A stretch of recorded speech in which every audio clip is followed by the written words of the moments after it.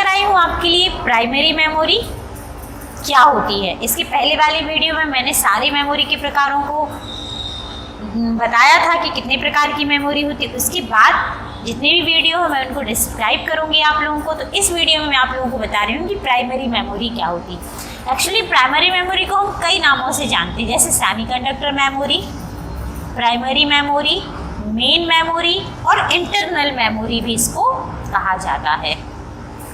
जो क्या होती है, इसको इंटरनल मेमोरी इसलिए बोलते हैं क्योंकि ये कंप्यूटर के अंदर लगी होती है और इसका डेटा और इसमें जितने भी निर्देश होते हैं उनका सीपीयू के द्वारा बहुत ही तीव्र गति से उपयोग किया जाता है, इसलिए इसको इंटरनल मेमोरी भी कहा जाता है और ये कंप्यूटर की मुख्य मेमोरी होती है। अब मैंने आप लोगों को बताया था कि ये दो प्रकार से होती है, एक होती है रैम और एक होती है रोम।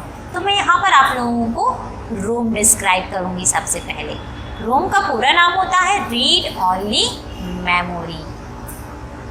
Read only memory, get it. Read only memory मतलब सिर्फ इस मेमोरी को पढ़ा जा सकता है। यही ऐसी मेमोरी होती है जिसमें संग्रहित डेटा या निर्देश होते हैं जो उनको केवल आप पढ़ सकते हैं, उसे नष्ट या परिवर्तित नहीं किया जा सकता। आप चाहें कि इसमें कोई डेटा डाल दें या इसको नष्ट कर दें, चेंज कर दें तो बिल्कुल भी नहीं होगा। इसमें यह केवल रीड किया जा सकता है, पढ़ा जा सकता है। ओके, यह एक क्या होती है, बिल्कुल याद रखने वाले पॉइंट आप बिल्कुल नोट कर लीजिए क्योंकि यही पूछे जाते हैं। अक्सर लोग इसमें कंफ्यूज हो जाते हैं कि रोम वॉलेटाइल है या नॉन वॉलेटाइल। आप इसे बहुत अच्छे से याद कर लीजिए। रोम जो होती है नॉन वॉलेटाइल मेमोरी होती है।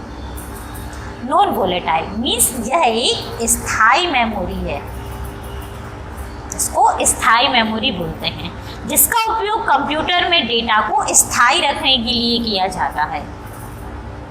रोम जो होती है मदरबोर्ड के ऊपर लगी होती है। ये क्या होती है, ये एक बहुत इंपॉर्टेंट चीज़ है। ये मदरबोर्ड के ऊपर तो लगी होती है लेकिन एक सिलिकॉन चिप होती है। ये सिलिकॉन मटेरियल की बनी होती है, जिसका निर्माण जो होता है, निर्माण के समय ही इसमें निर्देशों को सिलिकॉन चिप होती है और निर्माण के समय ही रोम को कंप्यूटर की मदरबोर्ड में लगा दिया जाता है और निर्माण के समय ही इसमें निर्देशों को संग्रहित कर दिया जाता है। हमारी जो रोम लगी होती है, इसको जब प्रोग्रामर्स जो होते हैं मदरबोर्ड में लगाते हैं इसका जब निर्माण होता है उसी समय इसमें डेटा को संग्रहित कर दिया जाता है। ओके, तो कंप्यूटर को जैसे ही हम स्विच ऑन करते हैं तो कंप्यूटर को स्विच ऑन करने पर रोम में जो संग्रहित डेटा रहता है वो ऑटोमेटिकली, इसमें जो डेटा होता है वो ऑटोमेटिक एग्जीक्यूट होने लगता है। एग्जीक्यूट का मीनिंग होता है क्रियान्वयन एग्जीक्यूशन होने लगता है, उसका अपने आप ही क्रियान्वयन होने लगता है। कंप्यूटर को स्विच ऑफ करने के बाद भी रोम में डेटा रहता है, यानी इसका डेटा हम नष्ट नहीं होता क्योंकि ये क्या है, एक नॉन वॉलेटाइल है, स्थायी मेमोरी होती है। कि रोम जो होता है इसमें उपस्थित यह क्या होता है, रोम में उपस्थित एक रोम बायोस होता है जिसको स्थायी प्रोग्राम बायोस बोलते हैं। इसमें इसको बायोस भी बोला जाता है। इसका फुल फॉर्म होता है basic input output system. Okay, जितने भी इनपुट आउटपुट सिस्टम रहते हैं वो सारे रोम से कनेक्टेड होते हैं, इसलिए इसका दूसरा नाम बायोस चिप भी है। इसको बायोस चिप भी बोला जाता है, बेसिक इनपुट आउटपुट सिस्टम। कभी कभी कॉम्पिटिशन एग्जाम में इसका फुल फॉर्म भी पूछ लिया जाता है। नेक्स्ट हम देखते हैं, ये हमारा रोम था। अब रोम के भी हमने आपको प्रकार बताए थे, जैसे पी रोम बताया था, तो हम नेक्स्ट पी रोम देख लेते हैं कि पी रोम क्या होता है। फ्रेंड्स, मैं यहाँ पर रोम डिस्कस कर रही हूँ, ये सब प्राइमरी मेमोरी के अंतर्गत आते हैं। ओके, तो हम यहाँ पर नेक्स्ट जो है पी रोम बताएंगे हम आपको। पी रोम क्या होता है, पी रोम का फुल फॉर्म होता है programmable read only memory. Read only memory यह जो होती है यह भी एक स्थायी मेमोरी है। क्यों? क्योंकि इसके पीछे भी रोम ही लिखा है, यानी यूजर द्वारा एक बार प्रोग्राम निर्देश इसमें डल जाते हैं यदि, तो निर्देश बर्न करने के बाद उसमें परिवर्तन नहीं हो सकता, फिर वह साधारण रोम की तरह व्यवहार करने लगता है। इसी बिल्कुल साधारण रोम की तरह हो जाती है। यदि एक बार इसमें कोई भी प्रोग्राम डाल दिए जाएं या बर्न हो जाएं तो इसको ये बिल्कुल साधारण रोम की तरह रहने लगता है। तो ये हमारा पी रोम था। उसके बाद आपने एक और मैंने बताया था आप लोगों को कि इसका एक और प्रकार होता है E P ROM. E P ROM जिसका फुल फॉर्म होता है इरेजेबल प्रोग्रामेबल। सेम यही पूरा फुल फॉर्म पीछे का यही है इसका। आगे सिर्फ क्या लग गया ई का मतलब होता है इरेजेबल। इरेजेबल मतलब होता है मिटाना, यानी ये इरेजेबल है, इसको हम मिटाया जा सकता है। लेकिन कैसे मिटाया जा सकता है, क्योंकि है तो ये रोम ही आकर है तो स्थायी मेमोरी, परंतु इसकी जो बर्निंग प्रक्रिया जो होती है, जो इसमें जो डेटा डाला जाता है, इसको बर्निंग प्रक्रिया बोलते हैं। आप बर्निंग मीन्स जलाना मत सोचना, यहाँ बर्न करना मीन्स किसी भी मेमोरी में जब हम डेटा डालते हैं तो उसको बर्न कहा जाता है। तो इसकी बर्निंग प्रक्रिया जो होती है वो परावैगनी किरणों से दोहराई जाती है। ईपीरोम की जो बर्निंग प्रक्रिया होती है वो परावैगनी किरणों से, परावैगनी जो किरणें होती हैं उनसे दोहराई जा सकती है। ओके, इसलिए इसको अल्ट्रा वायलेट ईपीरोम भी कहा जाता है। इसलिए इसको अल्ट्रा वायलेट यानी अल्ट्रा वायलेट ईपीरोम भी कहा जाता है। ओके, नेक्स्ट हम देखते हैं ईईपीरोम। नेक्स्ट जो रोम का प्रकार है वो है ईईपीरोम। ईईपीरोम क्या होता है? ईईपीरोम, ईईपीरोम।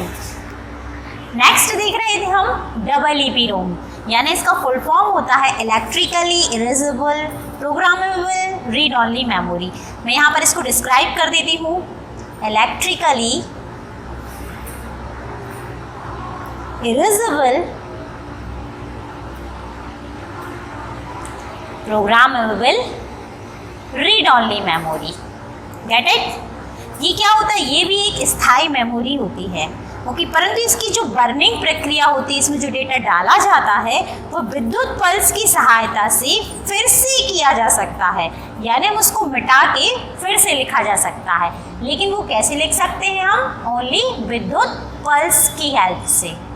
ठीक है, इसलिए इसका नाम है electrically erasable programmable read only memory. Electrically हम इसे इरेज भी कर सकते हैं। Get it? नेक्स्ट हमने एक छोटी सी मेमोरी देखी थी, कैश मेमोरी। इसके बारे में मैं आप लोगों को डिटेल में बताऊंगी। ओके, कैश मेमोरी क्या होती है? कैश मेमोरी जो होती है ये टेम्परेरी मेमोरी होती है, एक परमानेंट स्टोरेज डिवाइस नहीं है, ये टेम्परेरी मेमोरी होती है। लेकिन इसका बहुत ही मुख्य मेमोरी होती है, ये बहुत ही इम्पोर्टेंट मेमोरी होती है, क्योंकि ये जो मेमोरी होती है हमारी कैश कंप्यूटर में, ये मुख्य मेमोरी मीन्स जो हमारी मेन मेमोरी है वो एंड सीपीयू के बीच में होती है। यानी यदि सीपीयू को कभी भी किसी भी चीज़ की ज़रूरत पड़ती है तो वो मेन मेमोरी से ना लेके डायरेक्ट कैश मेमोरी से ले लेता है। इससे क्या होता है? समय की बचत हो जाती है और हमारा जो रिफ्रेश रेट भी हो वो भी कम रहता है। हमारे लिए बहुत ही डेटा डायरेक्टली हम कैश मेमोरी से ले सकते हैं। ये क्या होती है हमारी मेमोरी?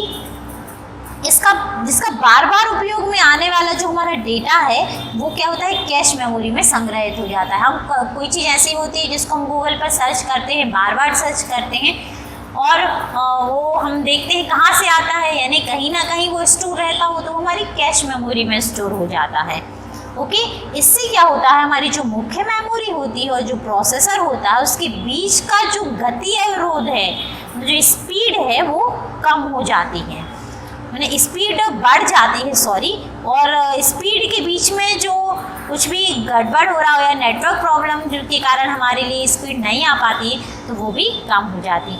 क्योंकि मेमोरी से डेटा पढ़ने की जो स्पीड होती है सीपीयू की वो काफ़ी कम होती है, इसलिए कहा जाता है कि यह जो होती है बहुत ही तीव्र होती है। ओके, और छोटी स्टोरेज डिवाइस है। नेक्स्ट हम देखते हैं रैम। रैम का फुल फॉर्म होता है रैंडम एक्सेस मेमोरी। ठीक है, जैसे कि हम बता चुके हैं हमारी सेकेंड मेमोरी जो होती है रैम, इसका फुल फॉर्म होता है random access memory. Okay, random access memory. Random access memory जो होती है इसको बहुत ही अच्छे से याद रखने वाली चीज़ है ये, इसको वॉलेटाइल मेमोरी बोला जाता है, यानी ये पूरी तरह से अस्थायी होती है। इसको अस्थायी क्यों कह रहे हैं? और ये कंप्यूटर में सबसे ज़्यादा उपयोग होने वाली मेमोरी होती है। अगर विद्युत सप्लाई बंद हो जाती है तो इसमें जो हमारा डेटा होता है वो ख़त्म हो जाता है, यानी कि हमारा डेटा जो है नष्ट हो जाता है, इसलिए इसको अस्थायी मेमोरी बोला जाता है। ओके, जैसा कि नाम से ही आप लोगों को लग रहा है रैंडम एक्सेस मेमोरी, यानी कि रैंडम एक्सेस मेमोरी मतलब कि कहीं से भी डेटा को पढ़ा जा सकता है, उसको क्रमबद्ध करना ज़रूरी नहीं है। रैंडमली हम इसको पढ़ सकते हैं, क्रम से करना उसके लिए ज़रूरी नहीं है। इससे क्या होता है, डेटा को पढ़ना लिखना बहुत फास्ट हो जाता है। ओके, कई प्रकार की रैम मार्केट में उपलब्ध होती हैं और ऐसा बोला जाता है कि हमारी रैम जितनी अच्छी होगी कंप्यूटर में, हमारा कंप्यूटर भी उतना ही फास्ट होगा। ओके, इसके बाद मैंने रैम को आप लोगों के दो प्रकार बताए हुए थे, एक एस रैम बताया था और एक डी रैम बताया था। ये इसके बहुत इंपॉर्टेंट टाइप्स होते हैं। एस रैम जो होता है इसको स्टैटिक रैम बोला जाता है और डी रैम जो होता है ये डायनेमिक रैम होती है। ओके, एस रैम जो होती है इसकी डेटा की रिफ़्रेश करने की आवश्यकता नहीं होती, इसमें जो डेटा होता है उसको रिफ़्रेश करने की आवश्यकता नहीं होती, क्योंकि इसकी गति जो होती है वो डायनेमिक रैम से तेज होती है, यानी ये फास्ट होती है। ओके, उसके बाद हम डायनेमिक रैम देख लेते हैं। डायनेमिक रैम का जो डेटा होता है उसको रिफ्रेश बार बार करना होता है। ये कभी कभी पूछ लिया जाता है कि रिफ्रेश ऐसा डेटा जो है मतलब ऐसी कौन सी रैम है जिसके डेटा को बार बार रिफ्रेश करने की ज़रूरत होती है, तो वो कौन सी रैम है? डायनेमिक रैम हो। लेकिन इसमें एक इम्पॉर्टेंट चीज़ इसकी ये है कि ये बहुत चीपेस्ट होती है, मतलब सस्ती होती है एस रैम की। मार्केट में यदि आप इसको लेने जाएंगे डी रैम, तो ये स्टैटिक रैम की अपेक्षा बहुत ही मार्केट में आपको चीपेस्ट मिलेगी, सस्ती मिलेगी। लेकिन बस इसमें यही होता है कि इसके डेटा को बार बार रिफ़्रेश करना पड़ता है, लेकिन इसके डेटा को रिफ़्रेश स्टैटिक रैम के डेटा को रिफ़्रेश करने की ज़रूरत नहीं होती। थैंक यू फ्रेंड्स, मैंने आज आप लोगों को एस रैम डी रैम यानी कि प्राइमरी मेमोरी के दो पार्ट्स थे रैम और रोम के बारे में बताया। यदि मेरी वीडियो आप लोगों को अच्छी लगी हो तो इसको लाइक कीजिए, शेयर कीजिए और चैनल को सब्सक्राइब कीजिए ताकि आने वाले जो नोटिफिकेशन है वीडियो है वो आपको मिलते रहें। Thank you.